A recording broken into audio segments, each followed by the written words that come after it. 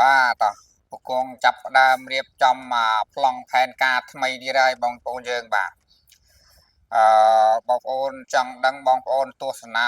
វីដេអូពីដើមដល់ចប់เนาะបងប្អូននឹងបានបទពិសោធន៍បាទបងប្អូននឹងទទួលបានបទពិសោធន៍ថ្មីពីពគងបន្ថែមទៀតហើយเนาะបាទ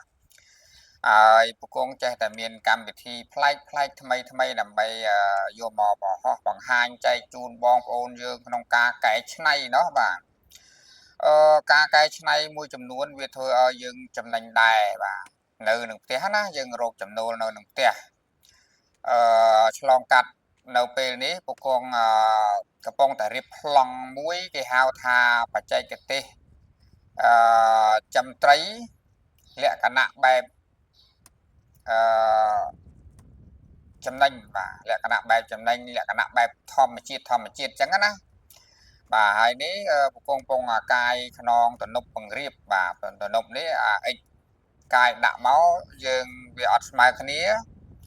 យើងត្រូវការពង្រៀបវាខ្នងលើវាឲ្យស្មើដើម្បីរៀបចំដាក់ស្បៃពីលើខ្នងទំនប់ហ្នឹងបាទហើយខ្នងទំនប់នេះឯងយើងធ្វើបានខ្ពស់ដែរបាទខ្ពស់ពីស្រែដែលយើងគិតថាទឹកស្រែលិចអត់បានណាបាទអញ្ចឹងពេលណាដែលយើងធ្វើត្រូវយើងបានមុខរបរមួយបន្ថែមទៀតហើយបងប្អូនយើងបាទនៅនឹងផ្ទះបាទហើយនេះស្រែពគងនេះដែលកំពុងតែរៀបចំធ្វើប្រព័ន្ធចិញ្ចឹមត្រីបែបលក្ខណៈសាមញ្ញហើយលក្ខណៈបែបនេះចំណៃបងប្អូនយើងបាទពួកយើងចិញ្ចឹមក្នុងស្រូវបាទយើងចិញ្ចឹមក្នុងស្រូវយើងគ្រាន់តែកាយវាបន្លាយឆ្នាំភ្លោះហ្នឹងគេហៅថាបន្លាយឆ្នាំភ្លោះអញ្ចឹងព័ទ្ធជុំវិញដីស្រែយើងតែម្ដងហើយដីទំនប់ហ្នឹងដាក់ឲ្យខ្ពស់ជុំវិញតែម្ដងអញ្ចឹងទៅធ្វើឲ្យគ្រប់គ្រងបាននៅផ្នែកទឹកខាងក្រៅហ្នឹងវាអត់អាចចូលមកបានអញ្ចឹងណាអញ្ចឹងបងប្អូនយើងឃើញទំនប់អញ្ចឹងទៅហើយកណ្ដាលស្រែយើងហ្នឹងគឺយើងអាចដាក់ពូជត្រីបានណាហើយចិញ្ចឹមបែបនេះពគងកំពុងតែគិតថាវាចំណេញត្រង់ថាយើងដូចជាមិនសូវចំណាយចំណៃឲ្យវាទេព្រោះយើងចិញ្ចឹមនៅក្នុងវាស្រែជាទូទៅត្រីវាខែភាសាឡើងវាដើររកស៊ីក្នុងស្រែឯងវារកស៊ីក្នុងស្រែក្នុងស្រូវអញ្ចឹងណាព្រោះក្នុងស្រែក្នុងស្រូវវាមានកើតអតិថិកម្មប្រាណវាមានកើតចន្លេនវាមានកើតសត្វល្អិតផ្សេងសម្រាប់ជាចំណីត្រីដល់ទៅពេលយើងមករៀបចំវាបែបអញ្ចឹងវាលក្ខណៈ highlight ធម្មជាតិណាបាទទីមួយត្រីយើងក៏លក់បានថ្លៃជាងត្រីចិញ្ចឹមធម្មតាដាក់អាងដាក់តង់ឯនឹងដែរដោយសារនេះវាស៊ីរស់នៅសឹងថាលក្ខណៈធម្មជាតិ60%ហើយ60ឬក៏70%ហើយវារស់ស៊ីចំណីក្នុងស្រូវអញ្ចឹងទៅហើយក្នុងស្រូវហ្នឹងយើងបង្កើតប្លង់តុងបង្កើតចំណីក្រៅឲ្យវាហ្នឹងបន្ថែមដូចជាដាំចកសូឡាអីយកទៅទោះចាក់ឲ្យស៊ីខ្លាំងណាបងប្អូនយើងហ្នឹងពគងក៏ប្រុងអាចិមហ្នឹងប្រុងអាចិញ្ចឹមត្រីអណ្ដែងពងអាពិចារណាថាត្រីអណ្ដែងឯងតែក្រាញ់នឹងថាចិញ្ចឹមមួយណាទេបងប្អូនយើងបានទស្សនាហើយជួយឲ្យមតិយោបល់តាមរយៈ comment ផងណាថាត្រីអណ្ដែងហើយនឹងត្រីក្រាញ់យក្សណាមួយណាទីផ្សារល្អជាងហើយមួយណាវា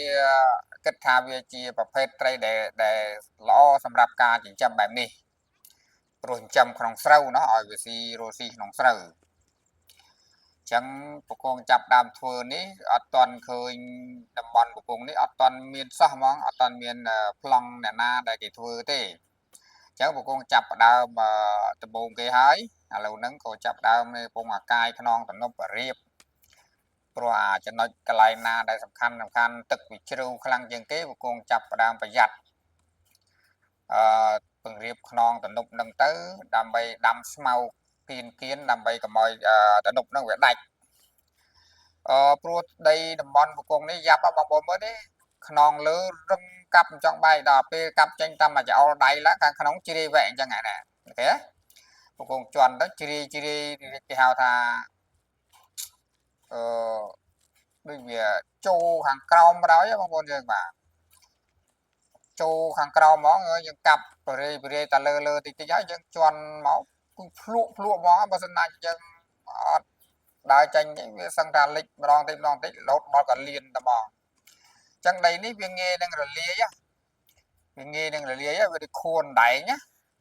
ចឹងបកងបរៀបហើយហ្នឹងដាំស្មៅឲ្យទាំងសងខាងដើម្បីទប់ស្កាត់អាកន្លែងដែលវាមានដែលយើងគិតថាវាអត់ល្អវាមិនសូវសុវត្ថិភាពហ្នឹងយើងធ្វើឲ្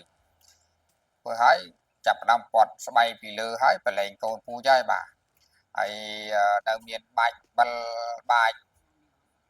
កំបោរដើម្បីកែទឹកណាព្រោះទឹកនេះល្អខ្លាំងណាបងប្អូនយើងឃើញហើយទឹកហ្នឹងក្រៅតែយើងមើលទៅឃើញទឹកហ្នឹងល្អហ្មងណាដីហ្នឹងគឺពេលដែលទឹកចូលថ្មីវឹបមកគឺល្អខាប់តែម្ដងបងប្អូនយើងបាទអញ្ចឹងឥឡូវនេះក្រោយពីធ្វើទំនប់ហើយហ្នឹងចាប់ផ្ដើម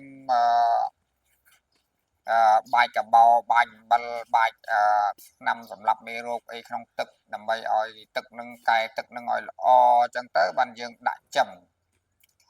បាទអញ្ចឹងនេះជាវីដេអូទី1ហើយជាវីដេអូដំបូងបង្អស់ដែលកំពុងចាប់ផ្ដើមធ្វើបង្ហោះនេះណាឲ្យបងប្អូនទស្សនានេះបងប្អូនទស្សនាវីដេអូដល់ចប់បងប្អូនអាចនឹងមានបទពិសោធន៍ក្នុងការធ្វើហើយបងប្អូនរងចាំទស្សនាវីដេអូបន្ទាប់ថ្មីពីពគងរៀបចំធ្វើរួចរាល់អស់ចឹងទៅហើយធ្វើដាក់ត្រីទៅហើយថែទាំបដាទៅហើយចាំមើលដល់ពេលប្រមូលផលណាដល់ពេលប្រមូលផលតើបងប្អូនយើងតាមដានទៀតថាតើចំណេញឬអីចំណេញឬអត់បើសិនណាជាឃើញពគងចំណេញហើយបងប្អូនយើងចាប់តាមធ្វើទៅបានមុខរបរមួយទៀតហើយនៅស្រែក្រោយផ្ទះណោះបាទហើយពគងធ្វើនេះពគងមិនលាក់លៀមទេពគងមានចំណេះជំនាញតិចតួចយកមកធ្វើមុនបងប្អូនយើងបាទហើយដល់ពេលធ្វើហើយទៅមានលទ្ធផលល្អបងប្អូនយើងអាចមានគំរូប្លង់គំរូធ្វើតាមធ្វើបានណាបាទតែកាលណាពគងធ្វើចំណេញពគងប្រាប់ថាចំណេញលើកទឹកចិត្តឲ្យបងប្អូនយើងធ្វើទៅអត់នេះទេថាវាអត់គេហៅថាមិនមានប្លង់ណាបាទភាសាពគងធ្វើឲ្យមើលហើយបងប្អូនយើងមើលទៅយកជាគំរូបានបាទហើយនេះកំពុងអាកោះស្មៅយកទៅដាំហើយបាទតាមជើងទំនប់ពគងដាំស្មៅបើអាចមានលទ្ធភាពដាំតឲ្យជុំវិញហ្នឹងបងប្អូនចេះបាទដើម្បីកុំឲ្យទំនប់ហ្នឹងវារលាយព្រោះដីនេះងាយរលាយបាទដីនៅខាងស្រុកពគងនៅនេះដីនៅស្រុកកោះកឡណាបាទស្រុកកោះកឡខេត្តបាត់ដំបងអញ្ចឹងបងប្អូនមើលដីសភាពដីខួនដែងហ្មងណាបាទត្រូវទឹកល្មមមកលាយសុលហ្មងអញ្ចឹងដែលយើងដាំស្មៅទៅស្មៅវាចាក់វាស្រេះវាដុះវាអីចឹងទៅធ្វើឲ្យរលាយអត់បានដល់រលាយអត់បានអានឹងយើងមានសុវត្ថិភាពមួយមុខហើយមួយផ្នែកហ្នឹងបាទអញ្ចឹងពគងនៅមិនស្ងៀមទេបាទដាំដើមឈើក៏ដាំចំមន់ទីជ្រូកឥឡូវមកដល់ត្រីទៀតហើយបាទហើយវីដេអូក្រោយហ្នឹងបងប្អូនឃើញពគងចាប់ផ្ដើមបលែងកូនត្រីហើយបាទព្រោះឥឡូវនេះត្រៀមលក្ខណៈហើយដាំស្មៅបាច់ទឹកថែធូនឲ្យតែស្មៅនឹងដុះល្អមកហើយពាត់ស្បៃលើខ្នងទំនប់ហើយគឺចាប់ផ្ដើមបលែងពូជហើយឥឡូវហ្នឹងកំពុងអាចិតហ្នឹងកំពុងរេថាត្រីក្រាញ់យក្សឬមួយក៏ពូជត្រីដែកព្រោះបទពិសោធន៍នេះគឺអត់ដែលធ្វើទេប៉ុន្តែបទពិសោធន៍ក្នុងការចិញ្ចឹមថែរក្សាសត្វចិញ្ចឹមអីហ្នឹងអាហ្នឹងយើងវាធ្លាប់រៀនសូត្រខ្លះដែរក៏ប៉ុន្តែបទពិសោធន៍មកចិញ្ចឹមកណ្ដាលវាស្រែហើយចិញ្ចឹមត្រីក្រាញ់ឬក៏ត្រីដែកដែលនៅវាស្រែអញ្ចឹងមិនដឹងថាមួយណាល្អជាងទេ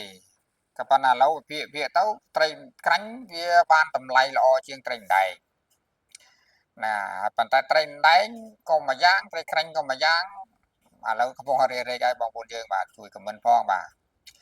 ហើយរៀបចំហើយដាំស្មៅបដាហើយរៀបរួចអស់ទៅហ្នឹងគឺចាប់ផ្ដើមពាត់សំណាញ់ឲ្យបងប្អូនយើងបាទពាត់សំណាញ់ខាងលើនឹងឆាប់នេះហើយបាទពាត់សំណាញ់ពីលើទំនប់ហ្នឹងទៅហើយដល់ពាត់សំណាញ់ហើយហ្នឹងគឺកំងកូនយកមកហើយឥឡូវហ្នឹងអត់ទាន់ដឹងថាចិញ្ចឹមត្រីអីអត់ទាន់បានកំងពូជទេ